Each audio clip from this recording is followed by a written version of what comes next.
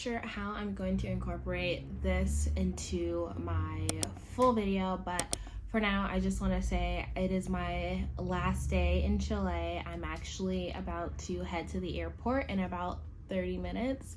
Well, my friend and I are about to head to the airport in about 30 minutes. It's been quite the journey. It's been just quite the experience here, and I don't know, I hope this video is able to kind of serve as somewhat of a video diary of my time here.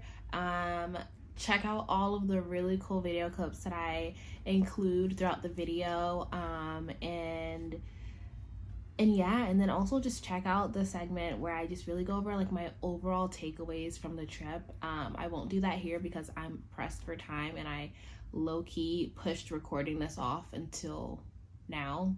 So luckily I'm all packed. Daryl's all packed. We're literally just waiting and ready to go, and we're both on the clock also, so we're trying to hurry up and close up loose ends for work so that we can get to the airport and do this overnight flight. But like, I've enjoyed my time here. I've loved it here. It's so beautiful. Sometimes I don't even remember that I'm in another country because we're in the city of Santiago, which is the capital, so it literally reminds me of New York City. It just reminds me of a normal modern city, if I'm being honest. Yeah, so I can't say that I feel like, oh, I can just, like, it just wasn't really a cultural shock, too much of a cultural shock outside of the language barrier. But it's been amazing. Keep watching. I definitely want you all to just see all the clips that I include, and I definitely want you all to hear my main takeaways for the trip. So thank you guys so much, and thank you for staying tuned.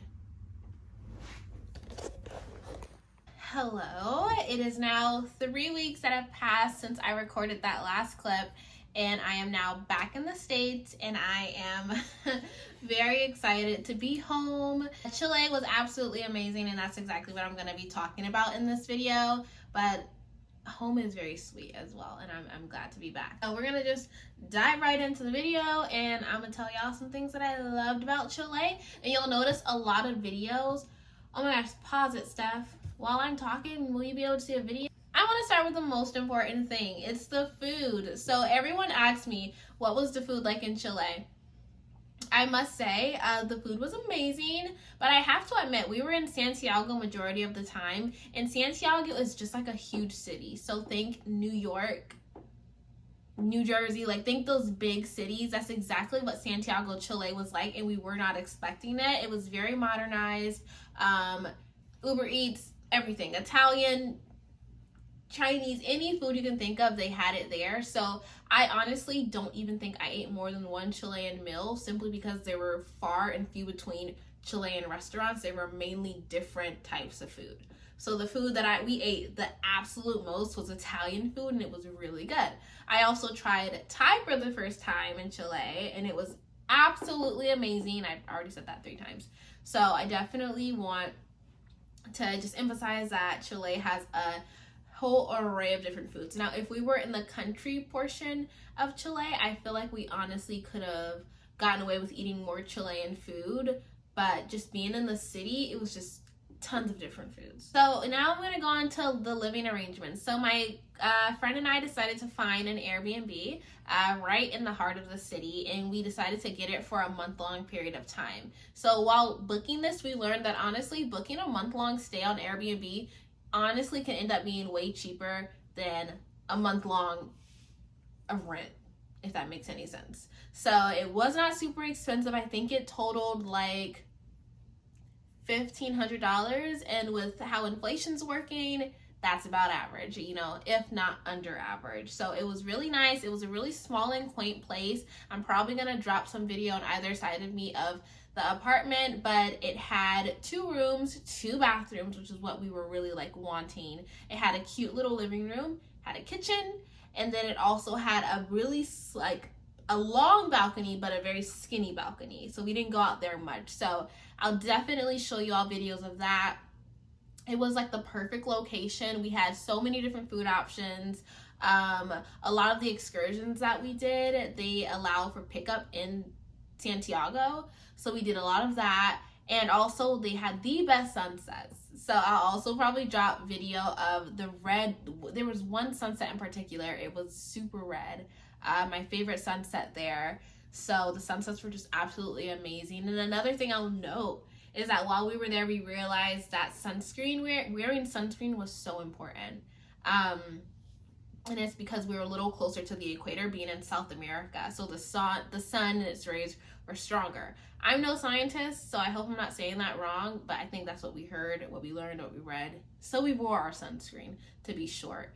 All right, now I'm going to go on to the people. So the people were incredibly nice. Everyone we met there was just so patient with us. They allowed us to literally take out our little phones and type into Google Translate what we were trying to convey to them. And they would even sometimes, take our phones as well and type whatever they were trying to tell us in our phones. So I might have only met maybe 2 people out of my entire time there that really did not have the patience to deal with us and our non-Spanish speaking selves. I will also mention that the Spanish there is quite different from different types of Spanishes. And as we know, most Spanish speaking countries, their dialect is a little different, or they have different words that are different depending on the country or the region. But here they used a lot of Spanish, of course, but it also had a little bit of Portuguese intertwined along with some, I think, I don't want to say slang, but I guess slang and different things that's known in that region, in that country. So that made it a little difficult at times, but I did pick up on some Spanish, mainly how to order food. That's most of the Spanish I learned. I know how to order a meal in Spanish, in Espanol. I can do it. That's good, and I'm proud of myself. I will say I had little to no culture shock here, or in Chile. The only culture shock probably was the language barrier. But again, I don't mind being uncomfortable in situations. I feel like I adapt pretty quickly, so I didn't mind it. I felt like it was all part of the experience, and that was part of the reason why we wanted to go to a Spanish-speaking country. So that's that. So the scenery in the country itself, absolutely beautiful. So we were not really on the coast. We did visit a coastal city, so I'll drop some video of that as well. It's called Vina del Mar. So we were there for only a weekend, and honestly, while we were there, we're like, man, we probably should have spent like a week in one part of the country, a week in this country, or even going to another country in South America. We would have done that instead, rather than booking one Airbnb for the whole month. And staying in that one place, because when we were in Vina del Mar for the weekend, we had an Airbnb. It was absolutely beautiful, and we would have loved to have stayed there at least a week. So that is, again, a coastal city. So I'll throw some videos up there also of just the coast, the water. It was just so beautiful. It was breathtaking. The city was even kind of, and I don't have video of this, but the city, like, this is the water, and let's say this is the city was like built like stair steps up after the coast. It was incredibly beautiful, and our Airbnb was also very, very, very cozy.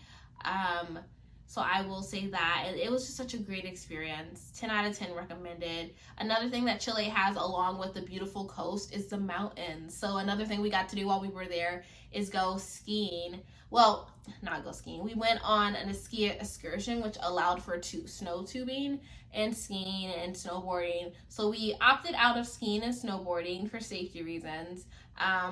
But we did do tubing, and I can say it was a blast. It took us about a total of 5 hours to get up the mountain. And it's not because we had to go up 5 hours. No, it's because there was tons and tons and tons of traffic. Traffic like I've never seen it before. So I was not a huge fan of that. We were the last row of a charter bus. We were smushed. I got to read a bunch of my book though. I got halfway through a book just sitting on that bus. I got to sleep some. But listen, y'all, I was in about 3 layers of clothing, pants and top, not including gloves, not including snow boots and double socks. Like, I was in a lot of clothing to be scrunched up and sitting on a bus for 5 hours. So I was not amused by that, but it was so beautiful. Like, we went up so high. It was just so beautiful. I don't know the name of the mountain, y'all. I was honestly just ready to be there. And then we get there, great experience, but again, my fingers felt like they were frozen. My hands feel like they're about to fall off, like they're so frozen. It's so beautiful. I wasn't even able to get a picture of myself because my hands literally feel like they're frozen. Now, I'm not just saying that because they're cold. they actually feel frozen. So like they're turning red, they're icy. I don't know what to do. That wasn't fun, and there were tons of people. It's not like how in the States where they kind of regulate who's there between what time. That way the lines aren't super short. Or they did, but they had it in such a long time span. Like we got there around 2, you know, they gave us until, honestly, like, I don't think, did they even give us a time? They didn't give us a time. In the States, they'll normally give you a time. When I go to ski parks in Utah or even Colorado, you have like a 3-hour time span to be there, or a 2-hour, whatever you pay for. And then you gotta go. That way the lines are short. You're not standing in line for an hour at a time just to do one thing. And that's kind of what it was like at this snow park. So my hands were frozen, even though I had on snow gloves. My feet were frozen. My friend thinks that she got frostbite in her pinky. She swears by it. And we had something though, because even just getting in the shower, once we got home, we had been warm for a while, but when like we got into our showers, we both like were like, wow, like our hands actually hurt. Like our feet, our toes and our fingers hurt from the water touching it. And I think it had to do something. I think something froze. I'm just gonna put that out there. So that was that, but the mountains are gorgeous. The beaches are gorgeous. We did go out. We got to go out to like a nightclub type of thing, but it seemed like a younger crowd. I say younger crowd like I'm not in that crowd, but it was really fun. You know, it seemed like the music was good. We didn't understand any of the music. They did play Despacito, however you say it, and then we were able to vibe. Okay, the weather was really cool, so it felt so amazing to experience winter, but in the summer. So obviously, you know, in the States we have summer between, I think it feels like summer between May and like September, right? But there, that's actually their winter. So we were smack dab in the middle of winter. The average temperature was around 40 degrees, which is cold for me because I'm a Floridian. And that was very, very, very interesting. Mind you, I love cold weather though. Whenever it gets even a smidget cold here in Florida, I'm pulling out my scarves, my turtlenecks, my boots, my knee highs, because I love cold weather apparel. So that was that. And then I also just want to go into some of my biggest takeaways. I'll start with that. So I'd say my biggest takeaway from the trip was definitely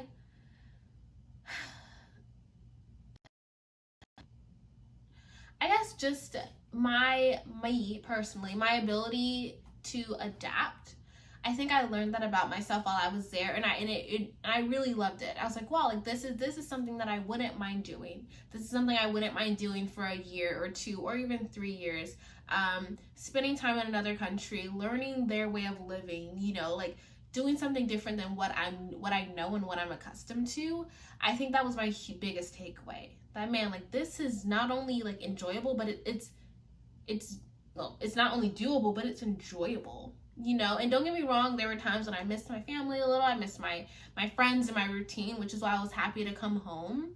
But I do know I witnessed how much growth really could happen if I were to stay in a place that I'd have to adapt to for a long period of time. When I say longer, I mean at least a year. So that was my biggest takeaway, that it's really enjoyable. My favorite thing from the trip definitely had to have been traveling with my best friend. And again, we met in college, just to give a little bit of a background, and we were close friends then, and we're still pretty close now. We don't get to talk every day or every week or even every month, but we definitely stay in touch. And it was just so amazing to get to spend so much quality time with her in another country where we were both out of our element, where we really were depending on one another for multiple reasons, for safety, for comfort, for whatever it was that we needed in the time. It was very comforting just to have a friend, to have her there, and then also to get to re-know her. You know, we haven't lived in the same city since college. So, and that was about 4 years ago. So having the opportunity just to relearn who my friend is, who she is as a woman of God, who she is as a woman, a working woman, you know, like who she is as a girlfriend. She has a boyfriend back home. So just like learning the different parts of her that I didn't get to completely experience while we were in college, because, well, we were in college. So that was definitely hands down my favorite part of the whole trip, and I would do it again in a heartbeat. We also traveled together very well. We got along really well. I know sometimes people are like, be careful, extended trips with friends, you know, but like I can definitely say that we're both people who are flexible.